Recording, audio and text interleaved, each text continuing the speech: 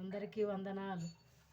ఈరోజు దేవుని వాగ్దానము పేతురు రాసిన 1వ పత్రిక 3వ అధ్యాయం 10వ వచనములో, జీవమును ప్రేమించి మంచి దినములు చూచు గోరువాడు చెడ్డదాన్ని పలకకుండా తన నాలుకను, కీడు చేయకుండా తన పెదవులను కాపాడుకోవలెను అని మన లేఖనములు, దేవుడి లేఖనములు తెలియచేస్తున్నాయి. అంటే నువ్వు మంచి దినములు చూడాలంటే చెడ్డదాన్ని పలకకుండా నీ నాలుకను కాపాడుకోవాలి, కీడు చేయకుండా నీ పెదవుల్ని నువ్వు కాచుకోవాలి. అంటే కీడు చేయడం అంటే ఇతరులకి నష్టం చేయడం, ఇతర కుటుంబాలను మోసం చేయడం.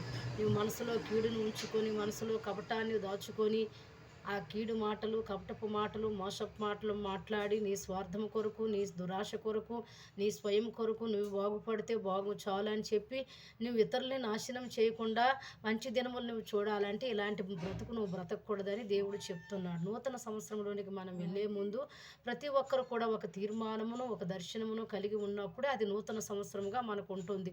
యథావిధిగా ఏదో జీవితం ఉండి అదే జీవితంతో మీరు నూతన సంవత్సరంలో వెళ్ళిపోయిన అడుగు పెడితే అది కొత్త సంవత్సరంగా మీకు కనిపించదు. కొత్త సంవత్సరంలోనికి వెళ్ళే ముందు చక్కనైన తీర్మానాలు తీసుకోవాలి. నా నోటితో కీడు నా హృదయంలో నేను కీడు ఉంచుకోకూడదు, ఇతరులకి నేను కీడు చేయకూడదు, మంచి మాటలు నేను పలకాలి, చెడ్డదాన్ని నేను విడిచిపెట్టాలి, పరలోకంకి నేను వెళ్ళాలి అనే దర్శనము నూతన సంవత్సరంలో నువ్వు కలిగి ఉండాలి. ఎల్లప్పుడూ పరలోకానికి వెళ్ళాలని ఒక గురి, ఒక దర్శనము కలిగి ఉండి విశ్వాసములో, పరిశుద్ధతలో, ఆత్మీయతలో, ప్రవర్తనలో, దేవునితో సహవాసం చేయుటలో మంచిగా నేను రాబోయే రోజుల్లో ఎక్కువగా గడపాలి, జీవించాలనే తపన, ఆశ నీకున్నప్పుడు దేవుడు నూతన సంవత్సరం నీకు ఆశీర్వాదకరమైన సంవత్సరంగా 2026 సంవత్సరం నీకు ఉంటుంది. నీ కుటుంబంలో దీవెనలు ఉంటుంది, ఆశీర్వాదములు ఉంటుంది.